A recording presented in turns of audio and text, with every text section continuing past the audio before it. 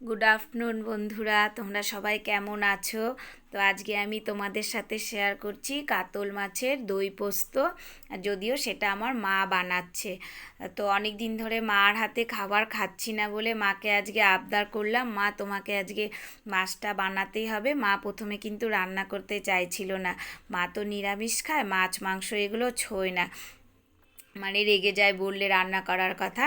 তো আজকে আমাদের আবদারে মা মাছটাকে রান্নাই করলো। তো সে তার জন্য মা প্রথমে মাছের ভেতরে নুন হলুদ মেখে নিল, আর খানিকটা দিয়ে দিল সর্ষার তেল। এটা সর্ষার তেলে রান্না করলে নাকি খেতে ভালো লাগে। মা সর্ষার তেল দিয়ে এটা রান্না করছে। তো আস্তে আস্তে করে মা মাছগুলোকে ভেজে নিচ্ছে লাল লাল করে। আঁচটাকে খুব কমিয়ে দিয়েছে। মা বলেছে যে আঁচটা কমিয়ে দেওয়ার জন্য, যাতে মানে শক্ত না হয় মাছগুলো, লাল লাল হয়ে নরম করে ভাজা হয়। তো আস্তে আস্তে মা সব মাছগুলোকে ভেজে নিল। আর মাছ ভাজি হতে হতে এখানে দুটো পেঁয়াজ পেস্ট করে নিয়েছি, আর একটা রসুনকে বেটে নিয়েছি। মাকে আমি অল্প অল্প সাহায্য করেছি, বেশি সাহায্য করিনি। আর ফোড়নের জন্য মা এখানে জিরে, গোলমরিচের গুঁড়ো, এলাচ, দারচিনি নিয়েছে। সেটা ফোড়ন দিয়ে কিছুটা চিনি দিয়ে দিল। মাকে জিজ্ঞেস করলাম, তুমি এখন চিনি দিলে কেন? আমরা তো পরে চিনি দিই। মা বললো তাতে কালারটা ভালো হবে। তারপরে দিয়ে দিল পেঁয়াজ বাটা। পেঁয়াজ বাটাটা একটু নেড়ে চেড়ে নিয়ে তারপরে দিয়ে দিবে রসুন বাটা। আর মা এখানে কোনো শুকনো লঙ্কা বা কাঁচা লঙ্কার বাটা ব্যবহার করেনি। আমি সাইডের থেকে একটু নুন হলুদ আর একটু কাশ্মীরি লঙ্কার গুঁড়ো দিয়ে দিলাম, কারণ এগুলো তো আমাদের নিরামিষ। মা নিরামিষ খায় বলে, মা মাছ ধরেছে বলে এই জিনিসগুলো আর ধরবে না।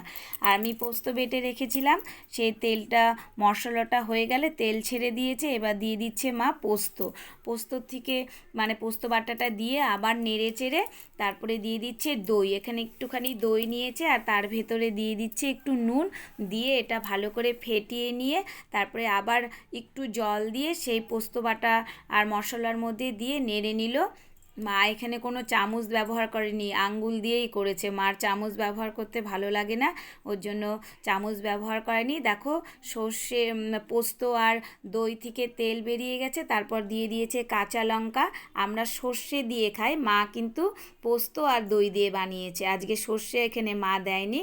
তারপর একটু নেড়ে চেড়ে মা এখানে দিয়ে দিল মাছ ভাজিগুলোকে, আর যে দইয়ের বাটিটা ছিল সেটা দিয়ে খানিকটা জল দিয়ে দিল। তো আস্তে আস্তে করে সেটাকে, গ্যাসটা তো কমই ছিল, মা আর একটু কমিয়ে দিল। কমিয়ে দিয়ে আস্তে আস্তে ফুটে গেল। আর সেটাকে মা ঝোল রাখেনি, একদম মাখা মাখা হয়েছিল। মা বলছিল খেতে পারবি? আমি অনেক দিন ধরে রান্না করি না, রান্নাও আমি ভুলে গেছি। আমার মা কিন্তু খুব ভালো ভালো রান্না করে। আর মায়ের হাতের রান্না খেতে খুব ভালো লাগে। কার না ভালো লাগে বলো? সবার মার হাতেই রান্না খেতে ভালো লাগে। তো মা অনেক দিন পরে রান্না করলো। আমি তো অনেক দিন ধরে বাড়িতে যাই না, তোমরা জানো যে গত বছর আমার বাবু আমাদেরকে ছেড়ে চলে গিয়েছে, তারপরে আর আমার বাড়িতে যাওয়া হয়নি। তো এই তোমাদের সাথে গল্প করতে করতে মার মাছটা রেডি হয়ে গিয়েছে। এবার মা হালকা করে নেড়ে দিচ্ছে, আর আমাকে একটু প্লেটেও খেতে দিয়ে দিয়েছে। খুব ভালো হয়েছে মার, যে মা মানে দই পোস্ত বানিয়েছে। খুব ভালো লাগলো মায়ের মানে রান্নাটা। এবার গরম ভাতও রেডি হয়ে গেছে, আমরা দুপুরে সবাই মিলে একসাথে খেতে বসে যাব। মা বলছিল ভিডিও করতে হবে না, রাগ দেখিনে। আমি দেখো তোমরা দেখতে পেলে তো, মা একটু রেগে রেগেও কিন্তু গিয়েছে। আর তারপরে একটা ধনে পাতা এর উপর দিয়ে দিল। কেমন লাগলো মায়ের হাতে রান্না?